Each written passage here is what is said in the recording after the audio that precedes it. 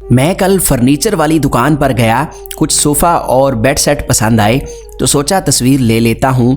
घर वालों को दिखाने के वास्ते तस्वीर लेने लगा तो दुकानदार गुस्से हो गया और मना कर दिया। वहाँ से निकला और जिस भी फर्नीचर वाले के पास गया उसने ऐसा ही किया।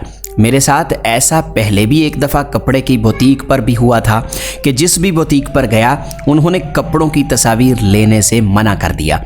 मैंने फर्नीचर वाले से वजह पूछी तो कहने लगा लोग डिज़ाइन चोरी कर लेते हैं। कहने लगा मैं पहले सुनियार का काम भी करता रहा हूँ और जब कभी हम अपने उस्ताद से मिलने जाते थे तो वो अपना काम बंद करके छुपा लेते थे ताकि हम देख के उसका डिज़ाइन चोरी ना कर लें। यही दुनिया का दस्तूर है जनाब। मुझे इस पर एक वाकया याद आ गया और मैंने फर्नीचर वाले को सुनाया। हमारे शहर में खुशी बर्फ़ी वाला बहुत मशहूर है। बहुत दूर दूर से लोग उसकी बर्फ़ी लेने आते हैं क्योंकि उसकी बर्फ़ी में जायका ही ऐसा है कि मीठे से नफ़रत करने वाला भी बहुत शौक़ से उसकी बर्फ़ी खाता है। एक दफ़ा लाहौर में एक शादी पर अमेरिका से कुछ लोग आए हुए थे।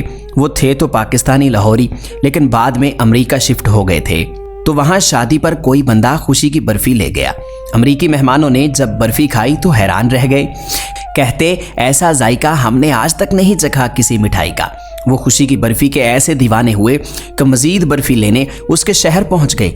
लेकिन मालूम पड़ा कि बर्फ़ी ख़त्म हो गई क्योंकि फजर की नमाज के बाद से सुबह 8-9 बजे तक उसकी जितनी भी 7-8 मन बर्फ़ी होती थी सारी बिक जाती थी और शाम भी असर से इशा तक यही हाल होता था। वो अमरीकी इतनी ज़्यादा आमदन देखकर हैरान रह गए।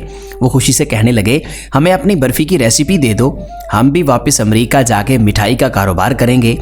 वहाँ बहुत चलेगी तुम्हारी बर्फ़ी, गोरे बहुत पसंद करेंगे। खुशी ने रेसिपी लिखवाई, उनको पकड़ाई और फिर बोला दूध, चीनी, खोया और मेरा नसीब। आप सब कुछ ले सकते हैं लेकिन खुशी जैसा नसीब कहाँ से लेंगे। तो मैंने उस फर्नीचर वाले को समझाया कि तस्वीर या डिज़ाइन ले जाने से कोई आपका नसीब साथ नहीं ले जाएगा। हर चीज़ कॉपी हो सकती है लेकिन आपका नसीब कॉपी करने वाला कैमरा आज तक ईजाद नहीं हुआ है। आपका हिस्सा आप ही का है और ये रिस्क पहाड़ों की तह में भी हो तो भी मिलकर रहेगा।